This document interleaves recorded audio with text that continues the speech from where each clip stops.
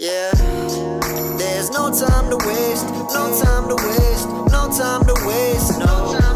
There's no time to waste, no time to waste, no time to waste, so you better do the damn thing right. You only got one life, you better do the damn thing right. Welcome back to the ShoeBender podcast, guys. I'm so glad to have you guys back. Happy 4th of July to everybody out there. America's Independence Day, man. I hope y'all celebrated great.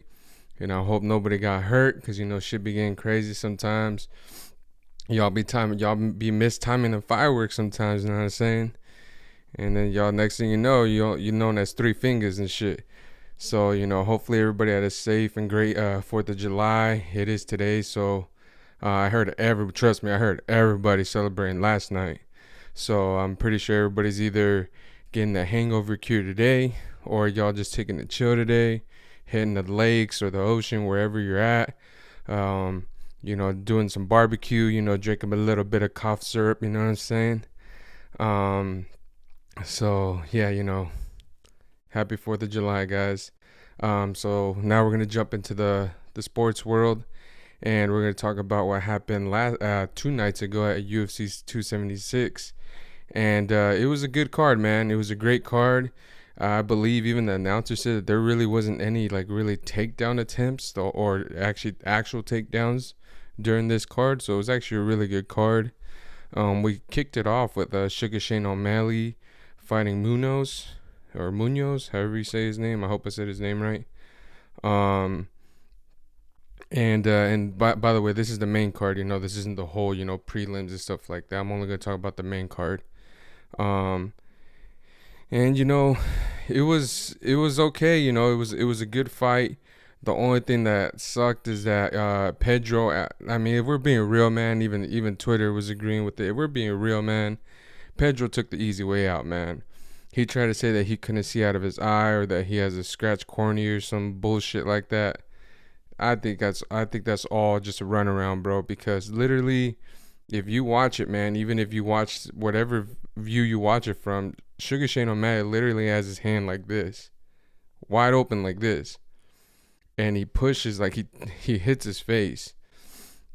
And when he did that, Munoz's eyelids were closed, bro. You know what I'm saying? They were closed.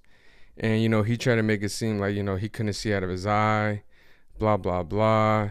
And this happened in the second round. Me, personally, I just feel like he took the easy way out because he couldn't figure Sugar out. He couldn't figure Sugar out.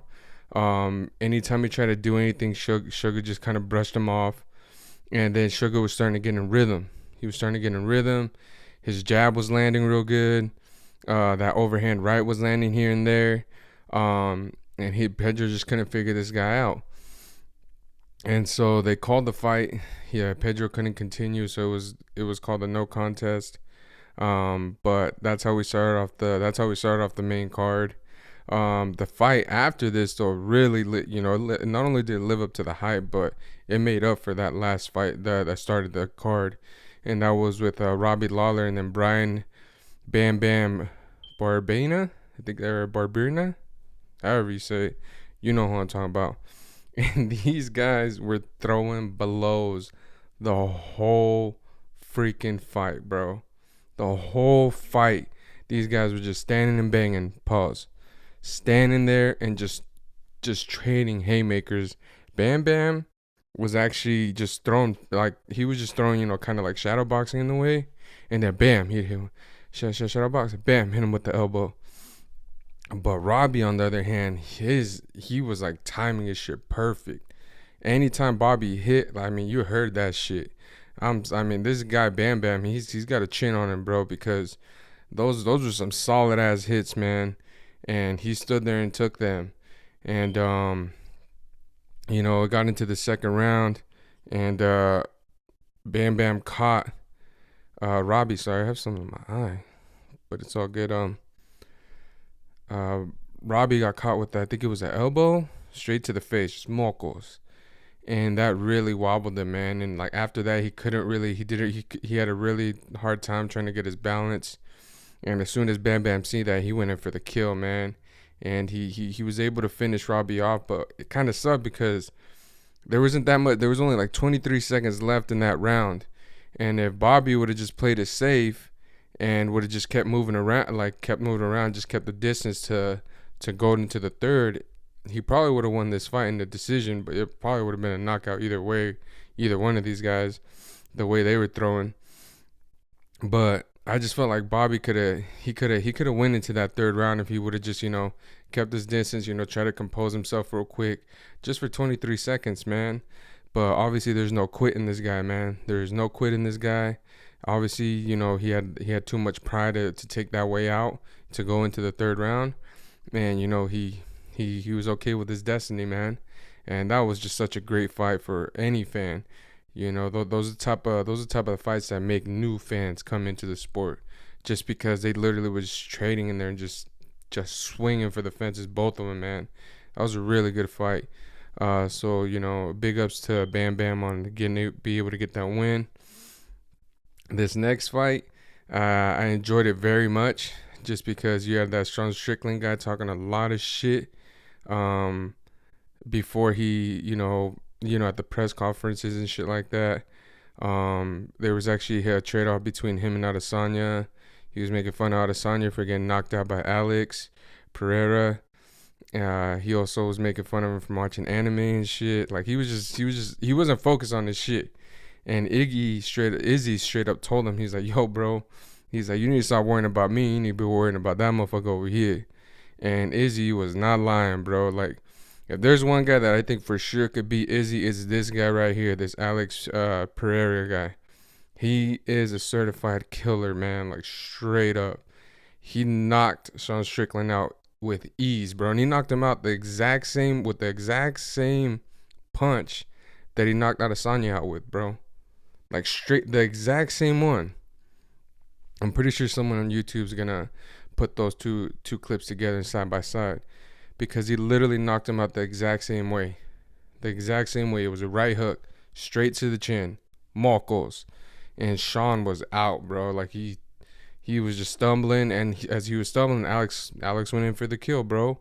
Went in and hit him with 2 punches just to put him away for sure. And so I really enjoyed that one. Just kind of, it's gonna be crazy, this next fight that Adesanya has, because it is against this Alex Pereira guy. Me personally, I would like to see Alex fight the 2 top contenders that he already routed, which would be Whitaker, and then that one guy from, let me see here, I'll look it up for you guys. He's that Italian guy.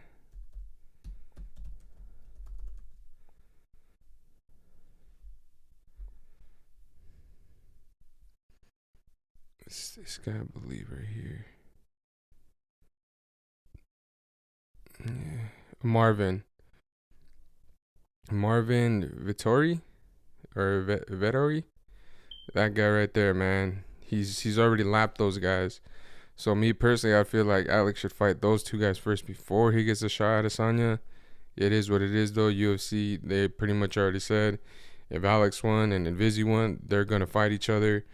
And I mean, that's gonna be a crazy fight, man. This guy, I'm telling you, man, do not sleep on this guy. He is really good. He is really, really good. And so he was able to get the knockout against Sean Strickland. Then the co-main event, we had Alexander the Great Volkanovski against Max Holloway. And damn, Volkanovski put an ass whipping on fucking Holloway, bro. Like, straight up. Just a straight up ass whipping, man. I honestly felt pretty bad for Max. And I was actually kind of surprised with Max, because he didn't show that heart that he usually shows, He literally was just standing there, just getting banged on. Pause. Literally just getting just straight up mockles everywhere, bro. Pop, pop, pop. Like, Alex was hitting with whatever he wanted, bro. And it's crazy because, Max said he's like, I'm the best boxer in this class. Clearly didn't show that last fight, man. He got mopped. He got embarrassed by Volkanovski. But Volkanovski's a champion, man. He really is. He showed why he's a champion. And that pretty much puts that whole rivalry, if you want to call it, you can't really call it rivalry. The guy won all 3 times. But he literally he mopped him this time, bro. Like, he literally made sure that, like, hey, don't ever put this guy in front of me ever again. Like, ever. Um, so Max is pretty much gonna have to probably reroute that whole entire division or that whole top 10 to get another fight with this guy, but I doubt that's gonna happen. Volkanovski, actually, I seen this. He was showing the side of him that he really doesn't show, at least to the world, too much, because he was talking mad shit that first round, like mad shit. Like, he even talked shit to, like, Max. He took a page out of Max Holloway's book and talked shit to his corner, because his corner was saying something, and Alex straight up said he's not fast enough. Like, he's not fast enough to keep up with me. And he was showing it, man. Alex was putting the ass whipping on Max, man. And it sucks because, Max is a fan favorite, man. Like, he's dope. He's a really cool guy. So is Volkanovski, though. So, I mean, that's pretty much what transpired in the co-main event. Alexander showed why he is called the Great for real. So we'll see. He said he wants double champ status. So he says he wants to move up and fight someone up there. I think, I forgot who he called out, but I mean, it only gets tougher once you start doing that. He said that he wants to stay busy. He says he wants to stay busy. I mean, he's obviously got that fighter's heart, man, because he wants to fight. That's what he wants to do. He said if he gets both belts, that he'll keep both belts busy. Like, he's really about it, man. So big ups to Alex. I hope he starts getting the respect that he really does deserve. Because they were booing him and shit. I really don't get why. Alex is a super cool guy. I've always liked Alex. But it is what it is. Which brings us to our main event. And that was between Israel Adesanya and Jared Cannonier. And Israel, he didn't put on the show that he usually does. But, I mean, that's Izzy, though, man. He does the hitting and doesn't get hit. The crowd at certain points, they were booing him. Not just him, just the fight in general. Jared, you could tell towards the end of the fight, he started getting real desperate because he actually started trying to keep on taking Adesanya down to the ground, which didn't work. All his takedowns were stuffed. Pause. And he just couldn't do anything with Adesanya. There'd be times where he'd clip him, but that was about it. For every time he clipped him, Adesanya hit him like 3 times. Adesanya didn't look too great either, but I mean, you can't really be too loose with a guy like Jared, because he's got that one knockout power type thing. You know what I'm saying? He loads up, dink, and you're out. So Israel came at him real smart. He didn't come at him all crazy. He kept his game plan, and he did what he was supposed to do. Israel knew it was a great game plan because he even like shouted out Jared's coach at the end of the fight. He was just like, "Yo, like, you guys did a great job." He listened to the game plan. It just didn't work. It just didn't work because it's me. And after that's when Israel pretty much said that, Joe asked him who's next. And Israel told him straight up, he's like, "You know who's next." He called out Pereira right there, straight to his face. Pereira was sitting there watching the fight the whole time. He's like, "I got you next, bro." And that's gonna be a crazy build up to that fight, man. It's gonna be a crazy build up. They're gonna show a lot of videos of Izzy getting knocked out. Pereira's 2-0 against him. Izzy hasn't beat this guy. But then again, that was back then, man. This is Izzy now. But man, I mean, I just feel like that Alex. If there's gonna be one guy to beat Adesanya, it's gonna be this guy. I'm letting you guys know right now, especially if you're a betting man. It's gonna be real hard to put your money on Izzy. From what I've seen with this Alex guy, man, he's the truth, man. He's for real. I don't know what the heck they be training those Brazilians like some straight killers down there, man. It's like the people that come from Dagestan, bro. Like, it's just like they're just built different, and they're taught all the right things, And so it's gonna be really cool to see that fight. Like I said, the build up to that fight. It probably won't happen till next year. Might happen by the end of this year. But all I know is that's gonna be a super hyped fight. That's gonna be a mega fight for the UFC. And that's basically what happened. What went on in the UFC world. We'll move over to basketball because there's, right now the main news in basketball right now is where's KD gonna go and where's and Kyrie. They pretty much said like he's gonna be a Laker. They just don't know when and how it's gonna happen, but he's gonna be a Laker. I've been hearing a bunch of trade rumors. Who they would trade for. Sounds like Brooklyn wants a lot of draft capital back. They're not really concerned with players. And that's what I think was stalling a bunch of these talks because especially the Lakers have already said like, yo, we ain't trying to give up any more first round picks, bro. Like we're not trying to do that. So we'll see what happens there. But eventually Kyrie is gonna be a Laker, man. It's gonna be super dope to see Kyrie back with LBJ, Byrie. Who knows? Who knows? I've been telling at least my circle that I wouldn't mind a trade between Russell Westbrook, AD, for Kyrie and KD. I just feel like that'd be a perfect trade for both teams. Obviously, that's just a dream. You want that to happen, but for the likelihood of that happening, it's probably not going to. But I feel like that'd be a great trade right there. Just being biased. I know I'm just being biased, just being real. I'm being biased. um, but Kyrie for sure is gonna be a Laker. Everybody's just pretty much waiting to see on their phone when that's gonna pop up and say, "Yo, Kyrie's been traded to the Lakers." And what for? Like I said, I feel like it because they just don't want Kyrie. I guess they want either Steph Curry or Joe Harris. Because Brooklyn wants to get rid of Joe Harris. It's not like the Lakers are asking for him. The Brooklyn's pretty much saying like, no, this is a package deal. Like we want Kyrie and we're gonna give you Kyrie and we're gonna give you Joe Harris. And the Lakers are more like, we don't want Joe Harris. We want Seth Curry, not Steph. Seth. And so I guess that's where they're pretty much, that's where the friction's coming from, to see who's gonna get who. I wouldn't mind, trading Kyrie and probably like THT for Curry. But we'll see. We'll see what they do. Rob Pelinka, honestly, Rob Pelinka is not too bad of a GM. Is he the best? Probably not. But he's not a bad GM, man. He does a good job. I mean, he was able to get AD. He gave up quite a bit, but he was still able to get AD. And then also right now too, there's rumblings around all over the sports media saying that KD to not leave Golden State out of the picture.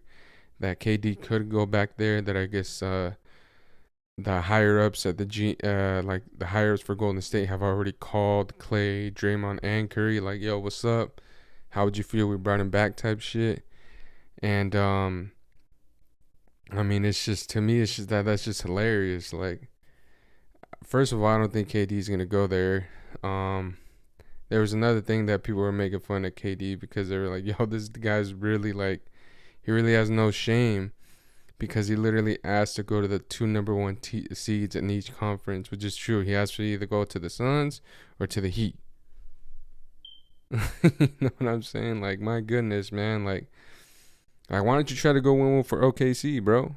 Why don't you try to do what LeBron did? But we already know why, because you ain't the king. You ain't LBJ. There's only one person that could do that, and he did it. And then OKC, they really don't have, I mean, yeah, they got Alexander. They got Chet there now. But they're still too young. They would have to get probably a bunch of veterans for that to happen. So that's going on. Also, too, that was seeing like some guys pulling up trades to what they would do, and they were saying that KD would get traded for Poole, Wiggins, Wiseman, and then that one kid, Kungma, I think that's his name, Kungma. Me personally, if I was the Nets, I ain't trading you shit unless Clay, Draymond, or Looney are involved, straight up. You need like two of those guys too. I want two of those guys, not just one of them, two of them. So out of those three guys, I'm asking for two of them Probably one of the younger guys, whether it's Poole or Wiggins, and probably number one pick, man. Straight up. Then we could talk about, yeah, we'll send you there. But you can't like, because they're being super strict when it comes to Kyrie. Like, yo, we ain't just trading Kyrie. And with KD, it's more like, yeah, we'll fucking get rid of him. We don't care. Like, it's weird. It's so weird to me how the NBA is like that. When anytime it benefits LBJ, they really hold off. Like, nah. We're not gonna have that happen. But when it benefits a team that he's gonna go up against, and it's like, oh yeah, here, take him. We don't care. Like, it happens all the time, man. Literally all the time. I was watching a clip of Undisputed, and it's just so funny seeing, Skip trying to argue why KD is still the best player on the planet. He's not. He's not. Best players on the planet don't request a trade from their team and going into the second year of a max contract, bro. They don't. They really don't. They try to make it work out, especially like that's why I thought it was kind of funny how Kyrie's like, oh, I'm not leaving 7, and it's like, you're leaving 7, and you're leaving him for the guy that helped you win the championship. You know what I'm saying? Like, it's just like, come on, guys, like, let's be real. Neither one of them are a franchise player, but they definitely are what you call a high level assassin. You hire these guys to help you get the job done. Straight up. It's just high level assassin, man. Kawhi's one, KD's one, Kyrie's one. Like, there's just certain guys that could do that, man, where you could just be like, man, we're one piece away. If we could grab that guy right there, it's wrap. You know what I'm saying? Like, there's also rumblings of KD going to Boston. That would be a great fit too, because they're only one guy away as well. The reason why Boston couldn't win anything is because they didn't have a third guy to be like, here, get a bucket. They had to rely on their role players, and their role players didn't step up. None of them did. So we're gonna see what goes down with these two guys, because free agency really isn't gonna start until these guys find a home. Until Kyrie and KD find a home, then free agency is gonna start, because then people are gonna start building around them. Or people are going to start built to beat them wherever they go. You know what I'm saying? Wherever they go, they're going to build to either beat that team or to beef up their team, which is the team they'd be on. So that's basically what's been going on, guys, in the sports world. Yeah, in football, it's still pretty quiet. There really hasn't been too much news coming out in the football world. And boxing world, not too much either. There hasn't been too big of many like matchups made or anything. But yeah, that's basically it, guys. I wanted to get this podcast out to you guys. And like I said, I hope you guys keep having a great 4th. Enjoy all that family time. If you had to work today, it sucks. I get it. It does suck. You'd rather be out there with your fam, even if it's just chilling, watching a movie and just hanging out, enjoying the family time, man. Whatever it is, I get it. But yeah, I appreciate all you guys for joining me. I appreciate all you guys that have been with me literally since we started this thing. It's only gonna keep getting better. I promise you guys that. For all you guys that are new and girls, I appreciate it. I appreciate your support. I really do. And I love you guys, man. You guys know that. I love every single one of you guys. Damn. I totally forgot, man, that I finished watching Stranger Things, man, and damn, I'll be straight up, I ain't ashamed, man. I cried, bro. I cried in that season finale, dog. I felt, man, that shit hit me hard. I'm not gonna spoil anything right now, just because it literally just came out like literally on Friday, so I don't want to spoil anything to you guys. But damn, man, that shit hit me tough, dog. That shit hit me tough, man. It hit me tough, man. It's such a great show, man. It's such a great show. It really is. It truly is. So if you ain't got nothing else going on for the rest of the day or any stuff like that, and I'm pretty sure that's just flooding your timeline. It probably already spoiled it for you guys. But it's all good. I'm telling you, watch this show. It is worth it, man. It is worth watching this show. You'll love it. My show is pretty much almost competing with it. Calm down. But for real though, it's a great show. You guys should definitely check it out. And yeah, that's all I got for you guys today. And I really do truly love all you guys. Thank you guys, all you guys, for your support.